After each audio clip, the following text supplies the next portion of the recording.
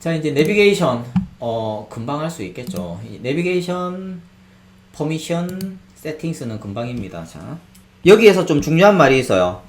People tend to unaware, 느끼지 못한다는 겁니다. 앱의 내비게이션을 until it doesn't meet their expectation.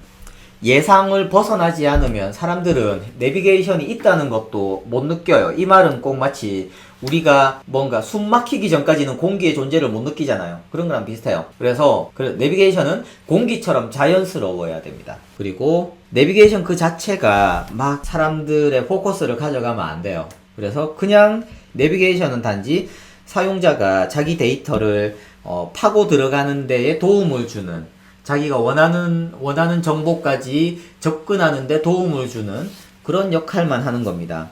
이건 hierarchical navigation, flat navigation, 그리고 content driven or experience driven navigation, 요 세 가지인데요. 요 세 가지는 제가 설명하는 것보다 저 예전 히그에 있던 비디오, 이거 좋았는데, 애니메이션 좋았는데 왜 없앴는지 모르겠어요. 제가 예전 히그에 있던 비디오를 한번 보여드리겠습니다. 네.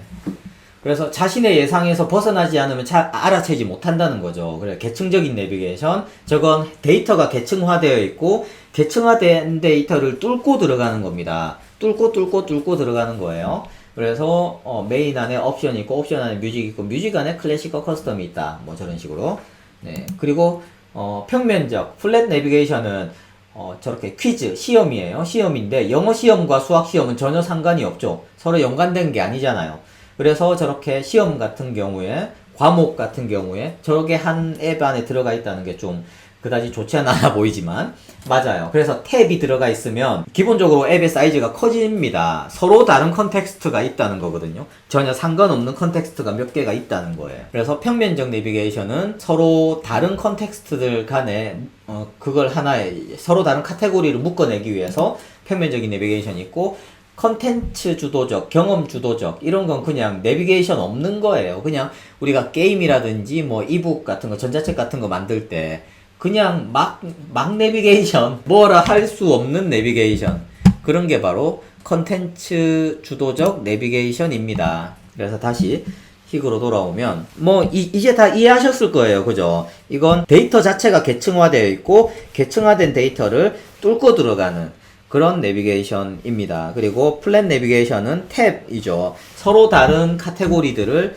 묶어내는 멀티플 카테고리 이고, 이건 그냥 뭐 게임이나 책처럼 아까 보신 것처럼 임머시브 타입의 앱들이 그냥 자기한테 맞는 내비게이션 만들어 쓰는 거예요. 그래서 저건 딱히 우리가 뭐 배울 필요도 없고요. 근데 이제 여기에서 좀 중요한 내용들은 있습니다. Always provide a clear path. 네, 이것도 깔 거 굉장히 많죠. It's essential, 중요해요, that the path through content is logical, predictable, easy to follow. 네, 여기까진 좋아요. 네, 좋은 얘기잖아요. 그죠? 논리적이어야 되고, 예측 가능해야 되고, 쉽게 따라갈 수 있는 그런 패스를 제공해 줘야 돼. 일반적으로 어떤 기능으로 가는 패스는 하나가 좋아. 그래서 여러 컨텍스트에서 똑같은 화면을 계속 본다면, 그런 걸 봐야 되는 상황이라면 consider using 액션 시트나 얼러트나 팝오버나 모달뷰로 쓰라는 거죠. 자, 항공사 앱들, 메이저도 마찬가지예요. 메이저 항공사나 마이너 항공사나 마찬가지예요. 앱들이 보면 후져요. 네, 이건 이렇게 유튜브 방송에서 대놓고 말할 수 있어요. 네. 후져요. 네, 이건 물론 이제 그 사람들이 실력이 없다는 건 아니에요. 근데 뭔가 여러 가지 비즈니스적인 이유 때문에 그렇겠죠. 예를 들어서 막 이쪽에서 슬라이드 메뉴가 막 나와요. 이쪽에서도 슬라이드 메뉴가 막 나와요. 양쪽으로 이렇게 펼쳐 들어오는, 또는 윗뷰가 밀려나가는 그런 뷰들이 있잖아요. 막 이렇게 이제 밀려나가면 여기에 막 메뉴들이 막 있어요. 심지어 여기에서 스크롤까지 돼요. 이쪽으로 또 열었어요. 오른쪽으로 또 열면 이쪽에서도 열려가지고 메뉴가 막 있어요. 여기서도 스크롤이 막 돼요. 네, 굉장히 어렵죠. 그 중에서 보면 여기에서 들어간 뷰랑 여기서 들어간 뷰가 똑같은 뷰야. 네, 뭐지? 한 사람이 만든 게 아닌가? 여러 명이 같이 만들면서 서로 대화가 없었나? 네, 뭔가 이유가 있겠죠. 네, 뭔가 어른들의 사정이 있을 겁니다. 하지만 좋은 UI는 아니다. 네, 사람들을 헷갈리게 하고, 이건 뭐고 저건 뭐지? 똑같은 거야? 그럼 왜 이렇게 두 개로 만들어 놨지? 네, 뭐 이것 말고도 사실 뭐 워낙 문제들이 많아서 그쪽 앱들은. 그리고 쇼핑몰 앱도 마찬가지예요. 하나의 뷰를 여러 곳에서 들어갈 수 있는 그런 것들 굉장히 많죠. 깔끔하지가 않은. 참고로 제가 이걸 시험 문제를 내거든요. 시험 문제로 내서 어떤 UI에 대한 비판을 하도록 하는데 영어로 내야 되는 상황이 있어서 한국에서는 우리말로 되어 있는 쇼핑몰 앱들은 너무 쉽게 찾아냈거든요. 이런 사례를, 나쁜 사례들을. 근데 미국 앱스토어에 가가지고 쇼핑몰 앱들을 쫙 봤을 때 이런 사례를 찾기가 너무 어려웠어요. 기본적으로 좀 우리가 쇼핑몰 앱이라든지 항공사 앱들의 경우에는 좀 과한 욕심을 가지고 있어요. 앱의 UX를 디자인한 사람들이. 오케이. 자, 그리고 디자인 인포메이션 스트럭처 미니멈 넘버 오브 탭. 이거는 원칙이죠. 이건 끝판왕. 이거는 반드시 지켜야 되는 거예요. 그래서 최소한의 탭으로 내가 사용자가 원하는 정보까지 몇 번의 탭으로 갈 수 있는지를 세야 돼요. 그래서 가장 좋은 앱은 앱 켜고 내가 원하는 거 바로 정보 얻고 바로 나갈 수 있는 앱. 한 번의 탭도 안 했는데 내가 원하는 걸 딱 보여줬어. 제일 좋은 앱이죠. 그리고 그 다음 좋은 앱은 한 번의 탭으로 원하는 정보로 갈 수 있는 앱. 그래서 이 원칙에 따라서 아까 제가 잠깐 얘기했었던 슬라이드 메뉴 있죠. 햄버거 메뉴, 우리 보통 햄버거 메뉴라고 하는, 여기에서 누르면 이렇게 위쪽 뷰가 밀려나가거나 아니면 위로 덮어 올리는 메뉴가 나오는, 이거 안 좋아요. 네, 이거 쓰지 마세요. 그다지 요즘에는 이거 2013년에 나온 UI거든요. 2013년에 아마도 제가 기억하기로는 핀터레스트에서 먼저 한 UI인데 애플은 저 UI를 공식적으로 채택한 적이 한 번도 없어요. 저 UI는 iOS의 공식적인 UI가 아니고 그냥 이제 비공식적으로 굉장히 많은 앱들이 그냥 채용한 UI인데 이제 웬만큼 앱 잘 만드는 회사들은 저 UI 다 없앴어요. 페이스북 보세요. 예전에 양쪽으로 다 열렸는데 지금 하나도 안 열리잖아요. 그래서 요즘에는 슬라이드 메뉴를 안 씁니다. 슬라이드 메뉴를 쓰면 기본적으로 탭을 하나씩 읽죠. 좀 더 많이 탭을 해야지만 사용자가 원하는 정보까지 갈 수 있어요. 그래서 안 좋다, 슬라이드 메뉴. 굳이 쓸 필요 없다. 2013년 거 10년 된 UI예요. 네. 이제 더 이상 그렇게 새롭지도 않은. 자, 그리고 use touch gesture to create fluidity. 플루이드, 이거는 사실 따따DC에 보면 따따DC 비디오, 그러니까 WWDC 월드와이드 디벨로퍼 컨퍼런스, 이제 디벨로퍼들에게 애플이 뭔가 중요한 한 해, 지금까지 애플이 지난 한 해 동안 해온 일을 전부 총망라해주는 그런 행사, 5일짜리 행사가 있거든요. 5일 동안 개발적인 얘기를 막 하는 행사인데, 거기에 비디오가 무료로 공개돼요. 거기 보면 플루이드 UI 만들기라는 그런 세션이 있어요. 그 세션을 보시면 자세하게 나오는데요. 좀 흐르는 듯한 UI를 만들자 라는 겁니다. 그래서 예를 들어서 for example, 얘가 나와 있으면 좀 쉽죠. People can swipe from the side of the screen. 화면 끝에서 스와이프를 해서 이전 앱으로, 이전 스크린으로 넘어갈 수 있도록 하는 이런 것들 쓰면 좀 좋다. 어차피 내비게이션에 대한 얘기니까 지금. 그리고 스탠다드 내비게이션 컴포넌트 써라. 네, 이거 굳이 우리가 커스터마이즈를 할 필요 없다. 실력이 되면 커스터마이즈를 하세요.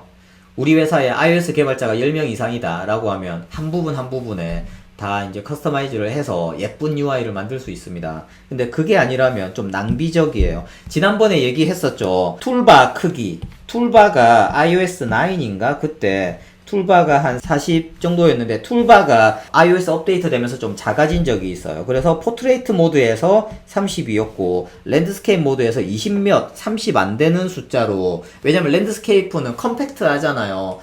뷰의 높이가 컴팩트한데 그 툴바가 너무 많은 크기를 차지해버리면 안 되니까 저렇게 컴팩트로 바뀌었는데, 자동으로 저렇게 랜드스케이프로 바뀌면 모든 앱에 있는 모든 툴바가 저렇게 사이즈가 바뀌도록 OS가 업데이트 됐는데, 내가 만약에 툴바를 커스터마이즈 했다, 아니면 그냥 뷰 하나 갖다 얹어놓고 툴바처럼 썼다, 그러면 저 기능 못 얻는 거죠.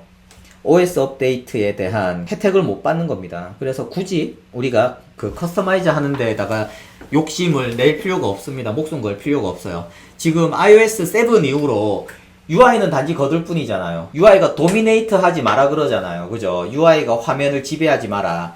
화면은 콘텐츠 거야. 근데 왜 UI가 까불어? 뭐 이런 식이거든요. 그러니까 UI는 단지 사용자가 콘텐츠를 잘 쓸 수 있게 만들어주는 도구에 불과해.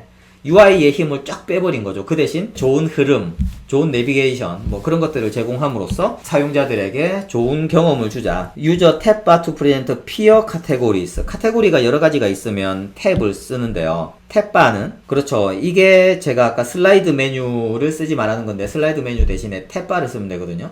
탭바를 쓰는 게 무조건 더 좋아요. 무조건이야. 오랫동안 생각해 보시면 이렇게 생각하고 저렇게 생각해 봐도 슬라이드 메뉴 있죠. 햄버거 메뉴 해가지고 열리는 거. 그거 쓰는 것보다는 탭바를 쓰는 게 몇 배 나아요. 저 슬라이드 메뉴의 장점이 하나도 없습니다. 자, 그리고 유저 페이지 컨트롤 when you have multiple pages. 이렇게 페이지 컨트롤러 페이징하는, 페이지를 넘기는 그런 게 가능한데 이것도 근데 10개 넘으면 안 돼요. 10개 넘는 거다 싶으면 그냥 테이블 뷰로 리스트로 하고 나서 눌러서 자세한 뷰 나오는 그런 방식으로 가야지. 10개 넘는 페이징을 하는 건 예전 희그에선 테디오스, 지루한 일이다 라고 얘기를 했거든요. 페이징의 경우에도 페이지는 10개 넘으면 안 됩니다. 이건 UI에 대한 경우고 책의 경우는 다르겠죠. 아이북스, 네, 책 읽을 때는 뭐 그건 당연히 그냥 페이지를 통해서 이어나가는 아니면 스크롤을 통해서 쭉 읽어나가는 거라서 그건 문제가 없는데 우리 UI에서 주로 뭐 피처드, 뭐 what's hot 같은 거 그런 거 할 때 저렇게 페이징을 하잖아요. 페이징 너무 많으면 그런 거 쓰면 안 좋습니다. 팁이 있네요. 세그먼티드 컨트롤. 세그먼티드 컨트롤 어떤 거냐면요. 뒤쪽에 보면 나오는데 요렇게 해서 선택이 몇 가지가 있어요. 예를 들어서 최신, 그리고 what's hot 또는 날짜 순. 뭐 이렇게 세 개 중에 하나 선택하는 거 있잖아요. 이런 게 세그먼티드 컨트롤이거든요. 세그먼티드 컨트롤과 툴바는 내비게이션을 할 수 없다. 저걸로 내비게이션 하지 말라는 거죠. Use segmented controller은 organize information into different category. 카테고리 나누는 거예요. 그죠? 탭바보다 좀 작은 카테고리를 나눌 때 segmented controller를 씁니다. 그래서 쟤는 한 번씩 화면에 내비게이션 바에 이렇게 저런 segmented control 올라가 있는 경우가 있죠. 툴바 같은 경우에는 화면 아래쪽에 탭바가 아니라 여기 뭐 그냥 이제 버튼 하나 올라가 있고 뭐 그런 애들 에디트 버튼 같은 거 하나 올라가 있고 여기에 정보 레이블 같은 거 좀 써 있는 이런 게 툴바인데요. 탭바가 아니라 탭바는 여러 카테고리 연결하는 4-5개 버튼으로 만들어져 있는 거죠. 이런 게 툴바인데 이 툴바는 이렇게 보시면 돼요. 내비게이션 바의 확장입니다. 멀티예요. 이거 아마 나중에 뒤쪽에 뷰 관련해서 얘기 나올 건데 내비게이션 바에 멀티로 봐야 됩니다. 그래서 얘는 보통 내비게이션 바에 제목이 들어가고 백 버튼 들어가니까 이쪽 말고는 우리가 펑션 버튼을 올릴 곳이 없잖아요. 그러니까 툴바를 쓰는 거거든요. 그래서 툴바는 어떤 독립적인 내비게이션의 어떤 역할을 하는 애라기보다 내비게이션 바의 멀티라고 생각하시면 됩니다.